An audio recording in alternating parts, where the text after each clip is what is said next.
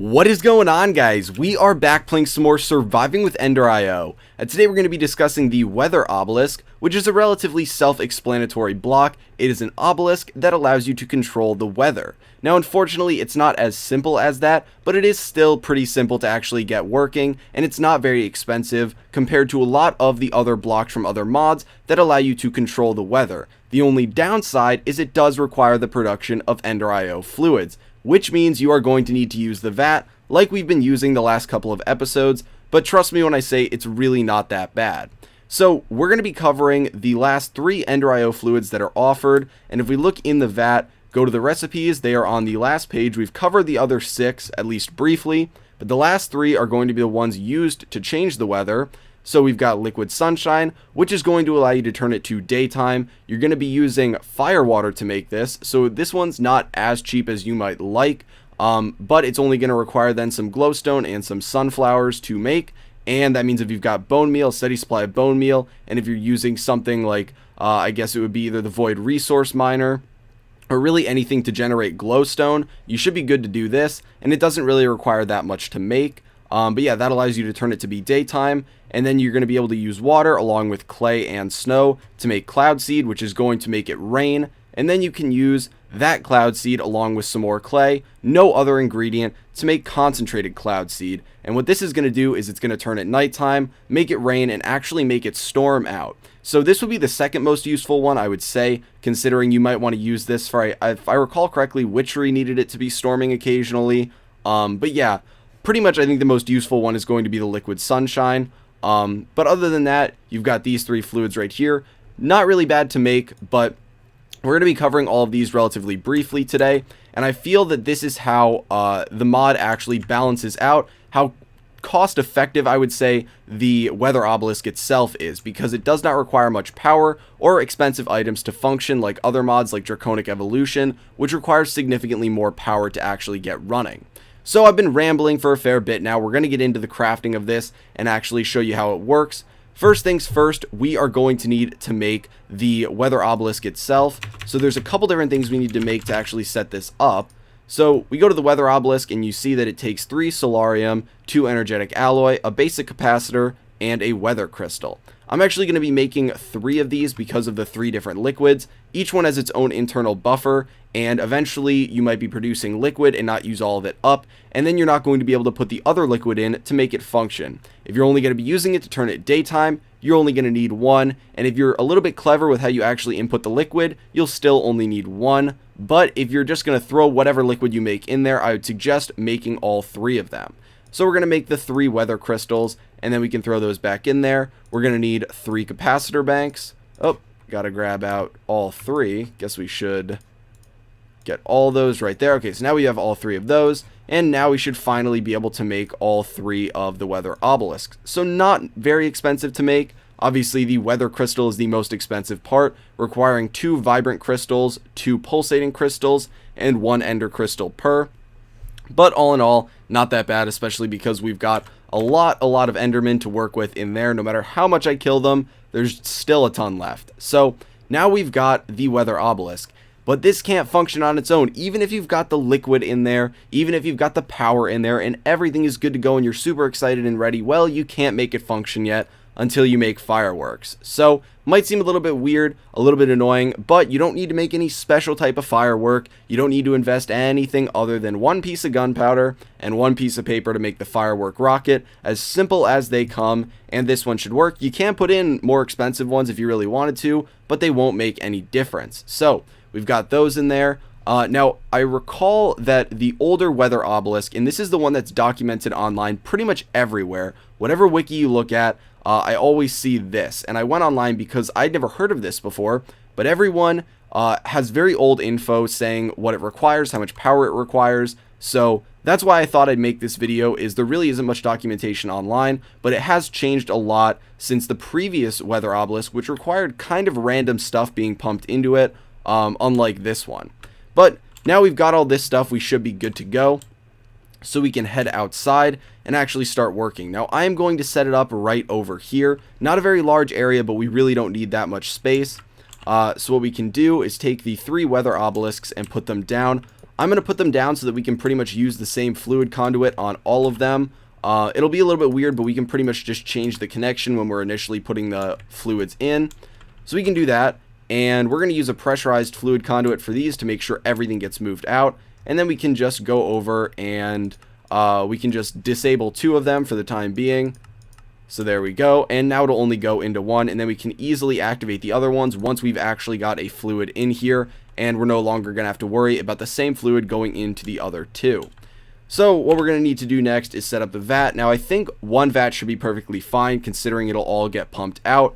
But it might get a little bit annoying for today's episode, so I might need to dump a little bit of fluid, but keep in mind, I really don't plan on using this that much in my world. I think it just might be more effective for you guys if you've got access to other mods to actually help you get stuff like glowstone or things of that nature. So the first thing that we're going to work with is going to be the liquid sunshine, which is going to require sunflowers and glowstone or glowstone dust.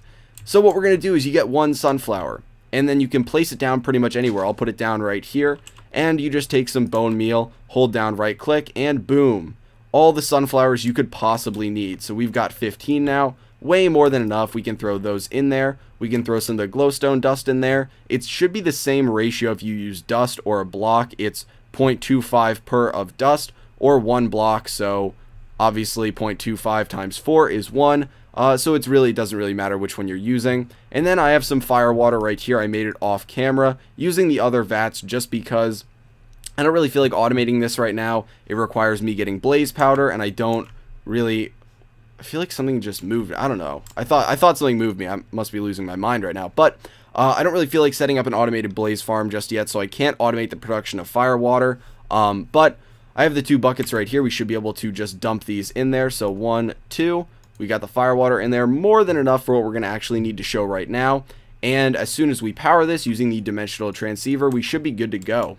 Now what I'm going to do is put the dimensional transceiver down right here, and we can come over and hook up some energy conduits. Very low tier ones, but they need to go to all of this just because we are not going to be getting power to these from anything else. So they need to get power from this. They don't require much power. I'll cover the exact numbers in a little bit, but they do need some power. So we need to set this to actually be receiving power so it can function. And boom, you can see these are all getting power. This is starting to function here, and it'll start producing that. So once this is ready, it should pump out into this one right here.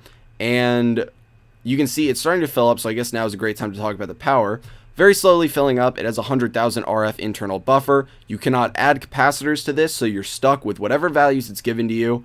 So not a very big internal buffer, but luckily with the liquid being put into it, with the firework rocket that you're putting into it, you only need another 5,000 RF to actually launch it. So you need 1 bucket of whatever liquid you're launching, 1,000 millibuckets, and then 5,000 RF, and that's it, and you're good to go. So it really isn't that expensive if you think about it. A lot of other mods are just like, hey, give us 100,000 RF, and then it's good to go. Well, if you really think about it, if you automate everything, it'll cost less to actually get this setup functioning in the long run. So it's actually very cost effective compared to a lot of other mods. There might be, super OP mods out there that require basically nothing to change it, but I think this is one of the best ones, and actually one of the coolest when you launch off the firework.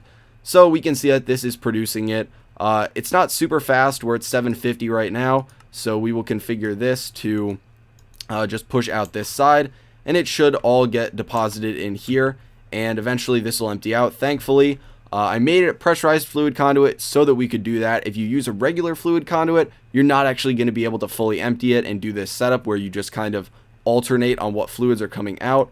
But once it finishes this last one here, we should be good to actually test this out. So we've got liquid sunshine in here. Now, unfortunately, it is daytime, so we probably can't launch this off right now. But if we were to put 1 firework in here, assuming it was actually the correct conditions, we would be able to hit this check mark right there, and we would be good to go. So I think what I'm going to do is hop off camera. I'm going to let this finish processing. I'm going to start actually processing the other stuff. I will let that go all the way through, so we've got at least 1 bucket for all of these to test out. Then we'll hop back, and we will actually get to see it in action. Okay guys, so we are back now. All the fluids are ready. I've got 2,000 millibuckets in this one, we've got 1,000 in this one, and then another 2,000 in this one. So at least enough for one launch of each one to test it out. Now as you can see, it's already daytime. This one cannot fire, but if we were to go over this, it can, and this one it also can. So I think the first one that we're going to do is the one that's going to turn it to nighttime, and it's going to make it storm and rain. So we'll launch this one off right now. So it should take one bucket, and it should take, and we're not going to be able to see it, but it should take pretty much 5,000 RF.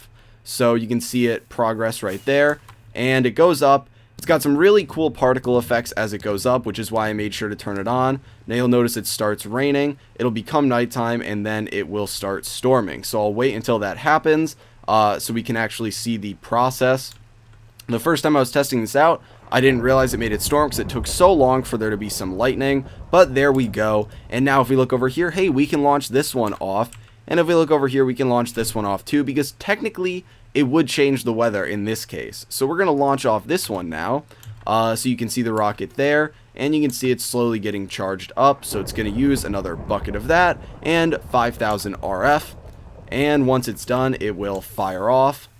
And we get to see some nice yellow particle effects up there. Again, really, really cool. One of the main reasons I like this. And boom, now it's becoming daytime again. It has stopped raining, and we are good to go with the last one, which is the cloud seed. So we can start this one. Obviously, you guys should know what's going to happen now. We're going to get this nice kind of teal colored particle effects along with the rocket, and it will become cloudy and start raining. And I guess that is where we will leave it off then, on a little bit of a sad note with it raining. There we go, the nice cool teal. I guess they were more kind of like purplish blue particle effects, but there we go. Now it's raining, but it's not storming. It's just cloudy out. It's not even nighttime, so we couldn't sleep this one away. But I think that's going to be it for today, guys. Hopefully you enjoyed the video. If you found it entertaining or informative in any way, please feel free to give it a like, as it does help me out a lot. And I will talk to you guys later.